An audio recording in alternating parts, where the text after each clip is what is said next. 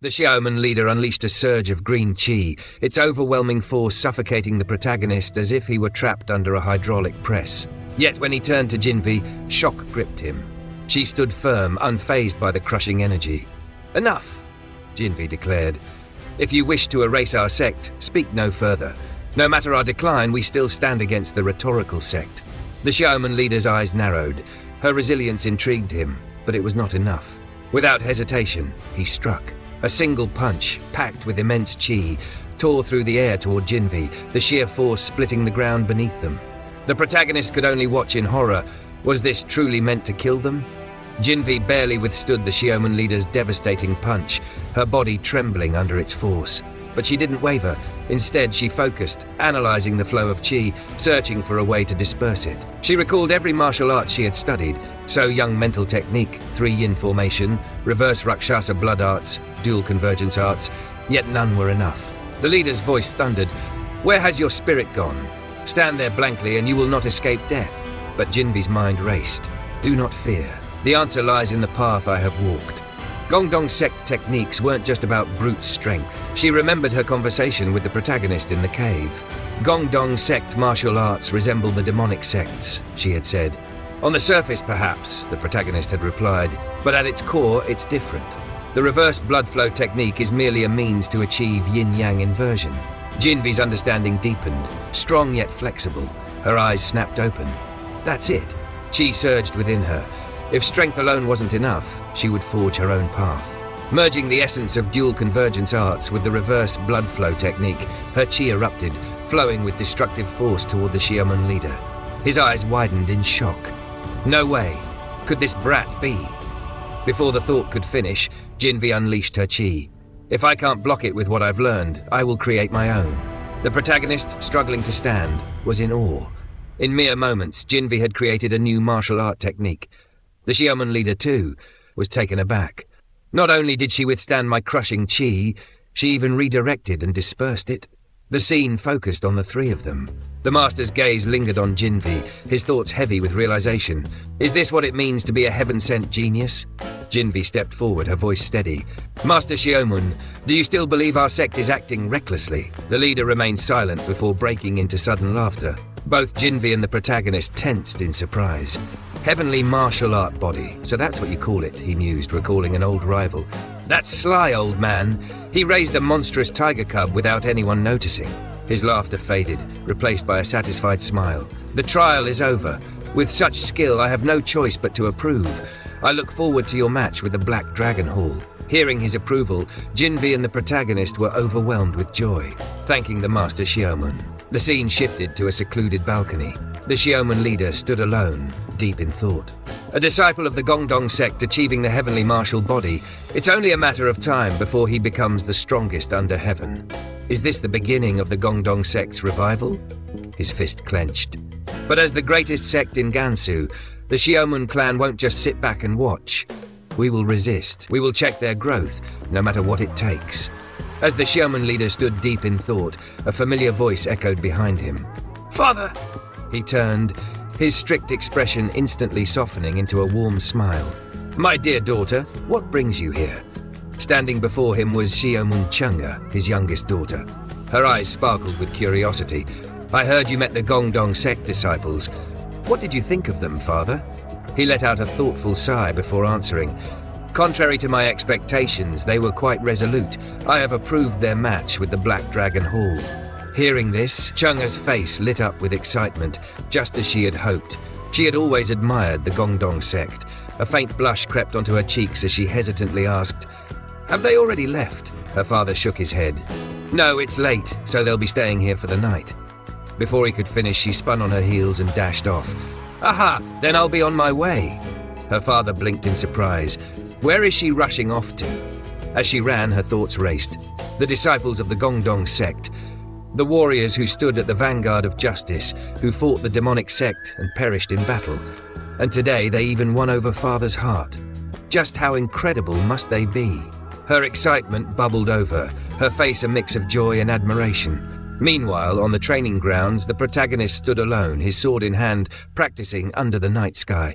Today ended well, thanks to senior brother. If he hadn't stepped up, we would have lost. Shiaman leader would have cancelled the match. Yet a tinge of jealousy gnawed at him. Because of Jin-Wi, we were saved today.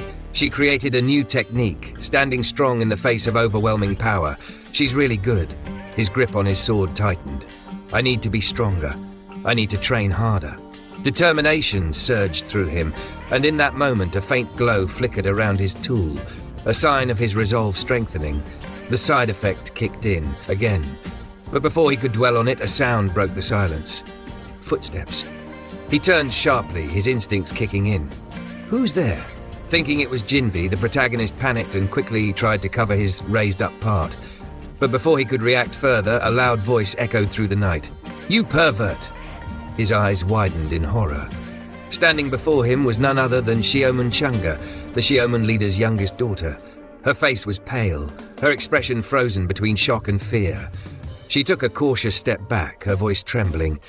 "Well, where do you think you're pointing that thing while walking toward me?" Her face twisted in fear as she stumbled back, falling to the ground. She pointed at him, her voice shaking. "A pervert like this is a disciple of the Gongdong sect?" The protagonist, still flustered, tried to salvage the situation. "Aren't you Shiaman Chunga, the youngest daughter of the Shiaman clan?" Before he could continue, she cut him off. "To think I'd run into this guy so late at night. What was that indecent act?"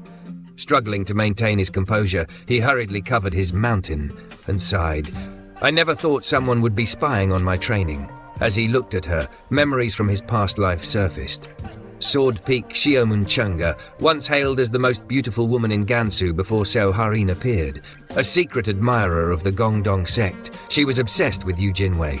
But when he rejected her, she turned extreme and darkened.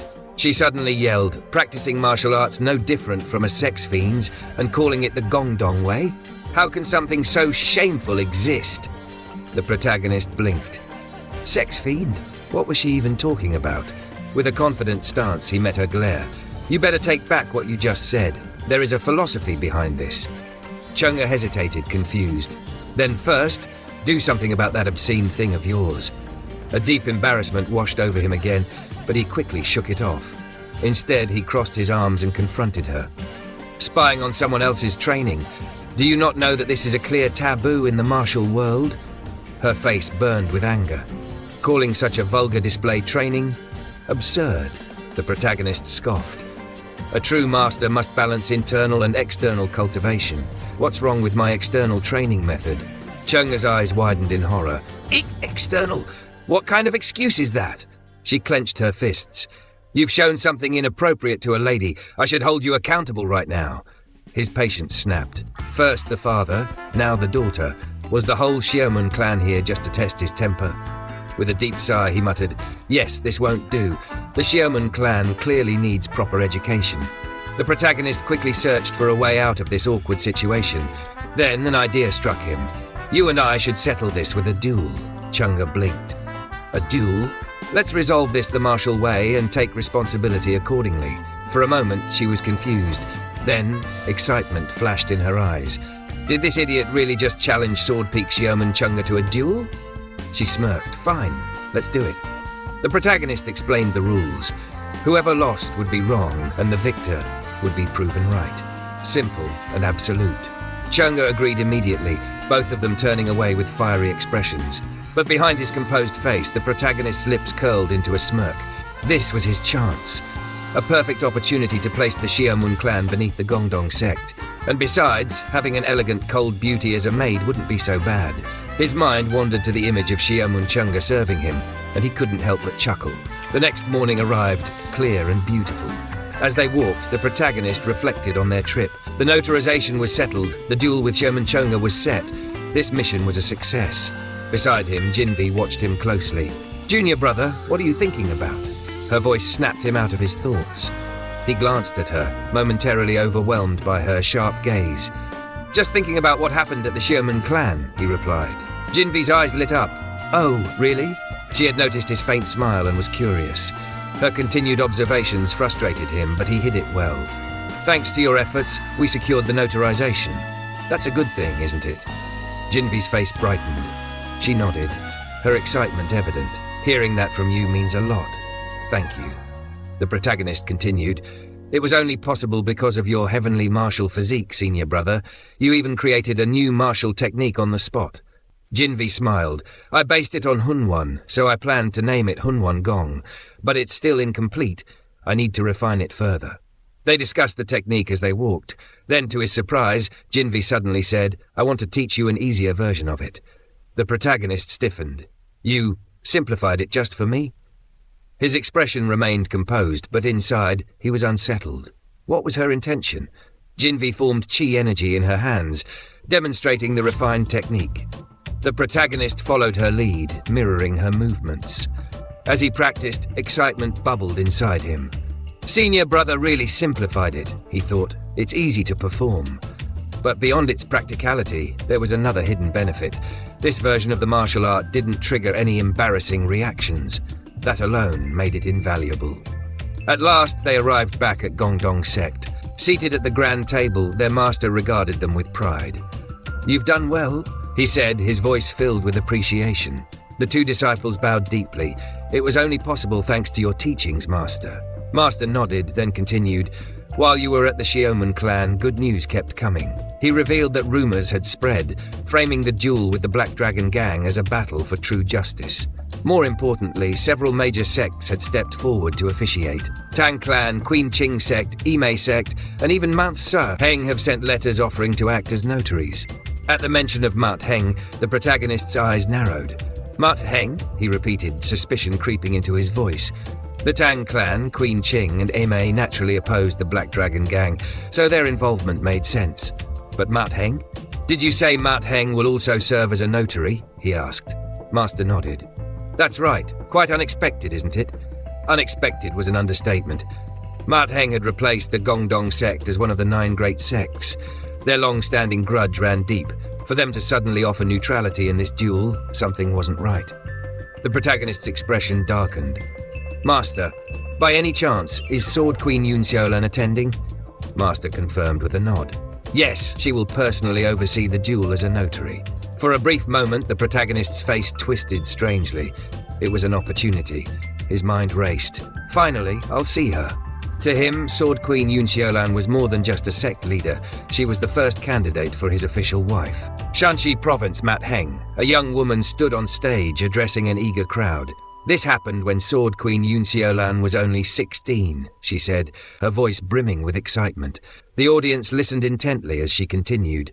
At the Dragon Phoenix gathering, where the finest young martial artists competed, she made an astonishing declaration. The woman's eyes gleamed. She proclaimed that she would only marry a man who could defeat her. Anyone from a righteous sect could challenge her, if they dared. The crowd erupted in admiration. A woman choosing her own fate, defying tradition, truly revolutionary. And yet, the speaker's voice grew stronger. Even after decades, no one has ever defeated the Sword Queen. Her next words were filled with pride. Because of her, Mount Heng has risen to the pinnacle of the 9 great sects. That is why we must always be grateful to the Sword Queen. At that moment, firm footsteps echoed. A calm yet commanding voice cut through the air. That's enough idle talk. The crowd immediately turned silent. She had arrived. Sword Queen Yun Xiaolan, the indomitable leader of Mount Heng. Yun Xiaolan turned to her attendant. Prepare for departure. We must attend the Gongdong sect's duel. The woman hesitated. Master, do you truly need to go? Compared to us, the Gongdong sect and the Black Dragon Gang are merely small factions. Xiaolan's gaze remained firm. That may be true, but this is a battle of justice. As the strongest among the 9 great sects, it is our duty to uphold the honor of the righteous faction. She paused before adding, and for the sake of Mount Heng as well. Her words carried a deeper meaning, one only she understood. The crowd, unaware of her true intentions, erupted in cheers. Their queen was upholding justice once more. Though she remained undefeated for years, never finding a worthy challenger nor a husband, perhaps this duel held a different meaning for her. Was it just duty or something more? At dawn, the Gongdong sect stirred with quiet anticipation. Scroll in hand, the protagonist approached his master, seeking permission to personally deliver the letter, confirming their secured notary to the Black Dragon Gang. The master's expression remained unreadable, but Jin-Wi, ever the overprotective senior, was far less composed. Gripping his shoulder, she fretted, What if those Black Dragon thugs try something? Suppressing his growing irritation, he carefully pried her hands off. Relax, the tournament is imminent. They wouldn't dare cause trouble. Jin-Wi, unconvinced, hesitated before muttering, "Fine, just come back quickly." Her flushed cheeks hinted at emotions she refused to voice. With a reassuring squeeze of her hand, he smirked.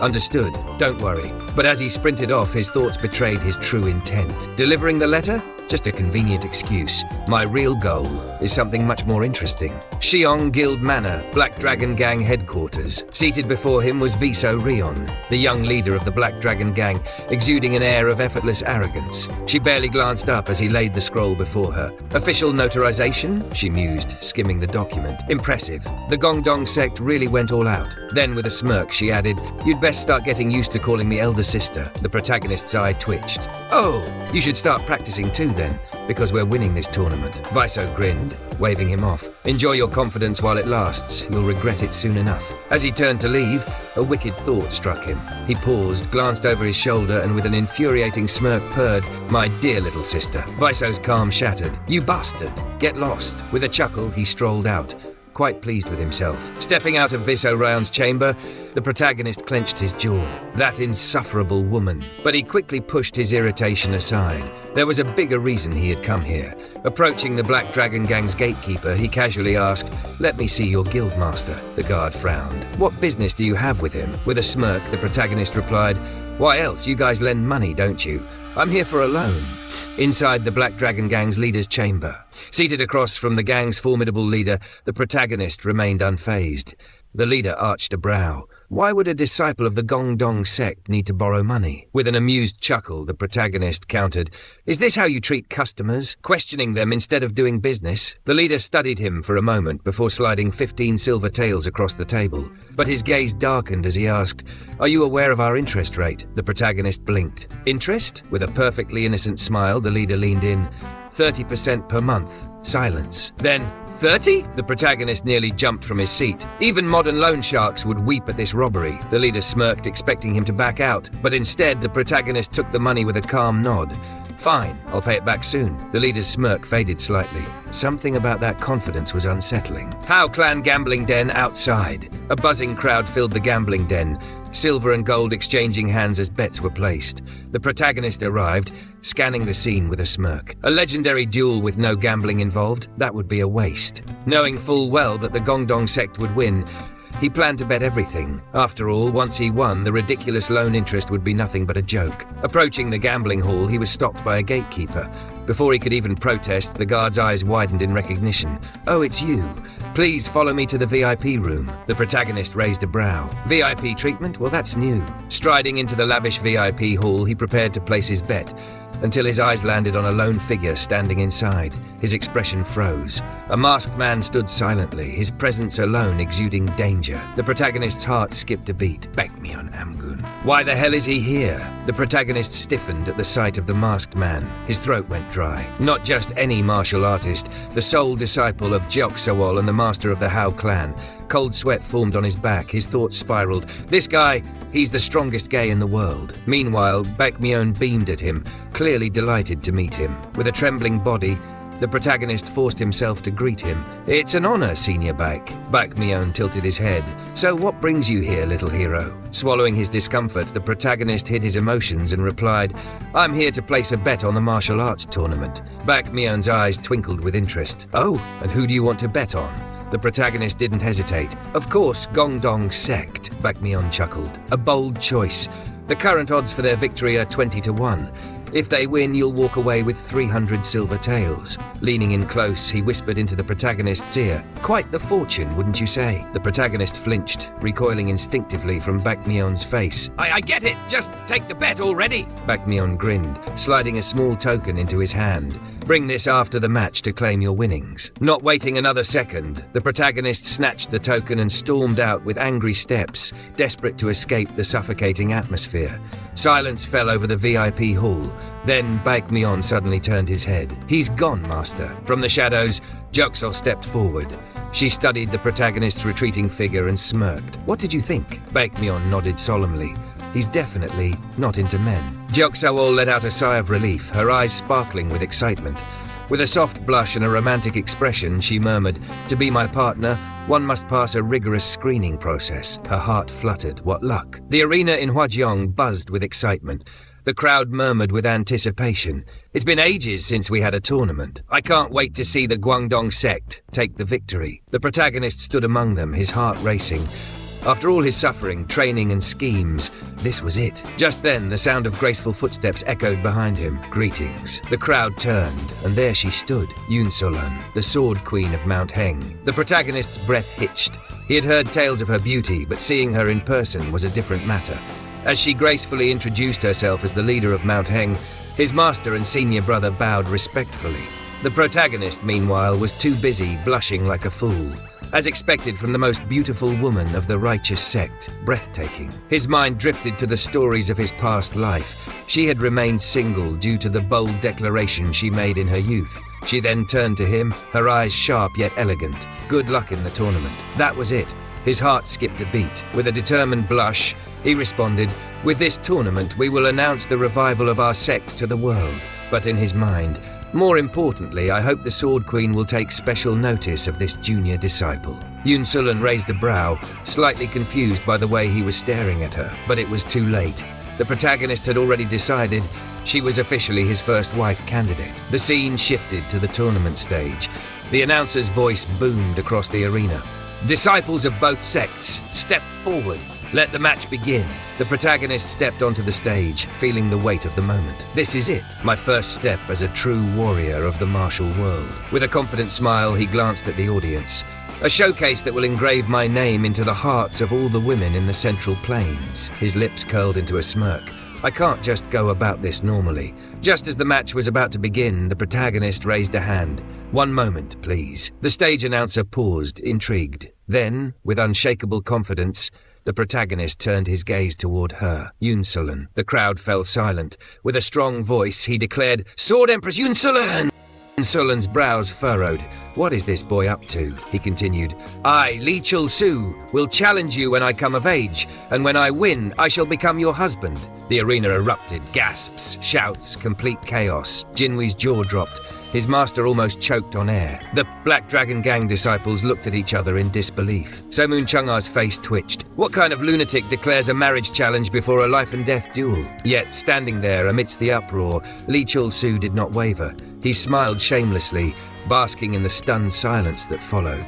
Inside his mind, he grinned even wider. Operation Public Confession, success. Now the entire martial world had heard it. Yun-Solan herself had heard it. Whether he won or lost today, he had made sure that his name would be impossible to forget.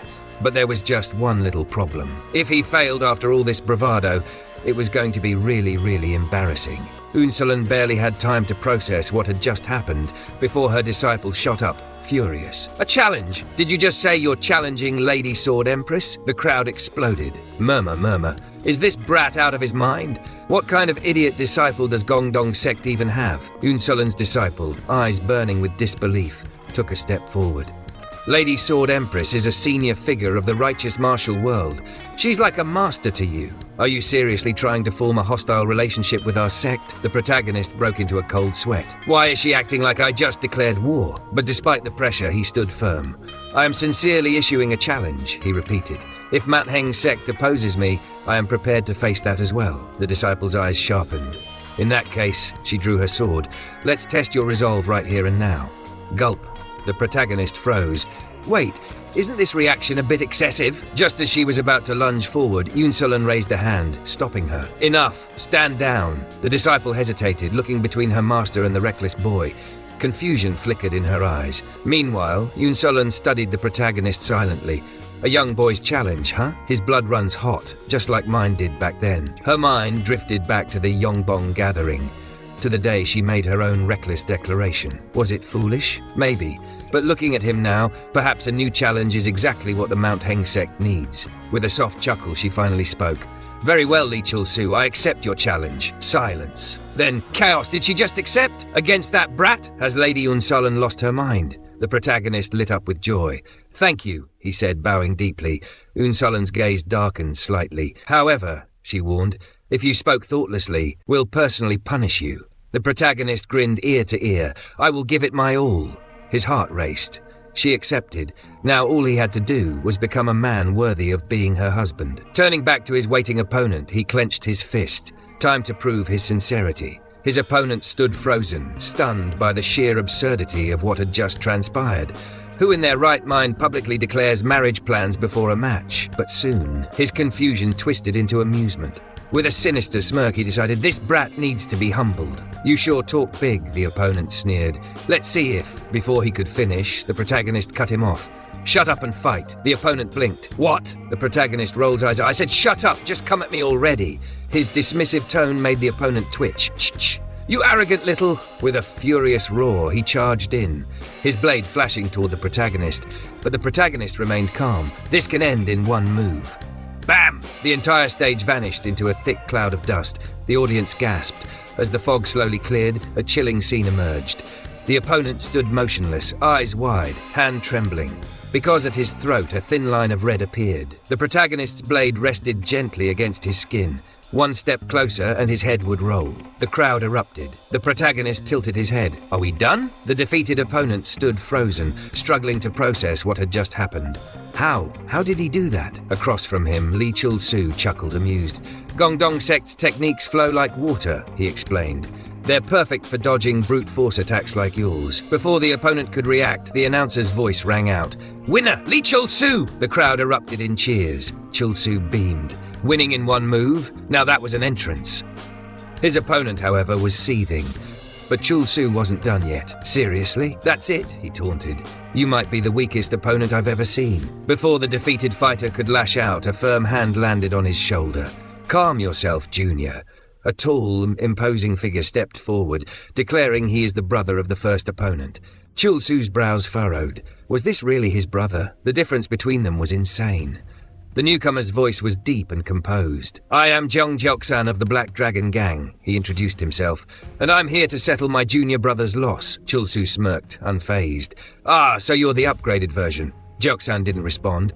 Instead, he unsheathed his sword.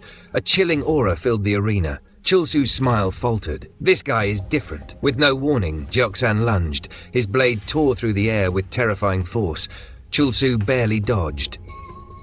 He landed on the ground, his heart pounding. That was close, too close. These brothers may share blood, but this one had far superior instincts. A head-on fight wouldn't work here.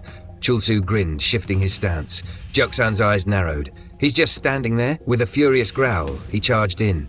His blade cut straight through, but it hit nothing. His eyes widened in shock. A mirage! Before he could react, Chul-Soo had already moved. From beside him, the protagonist whispered with a smirk, too slow. The crowd held its breath. One moment, Jung Jeok-san had the upper hand. The next, he was completely overpowered.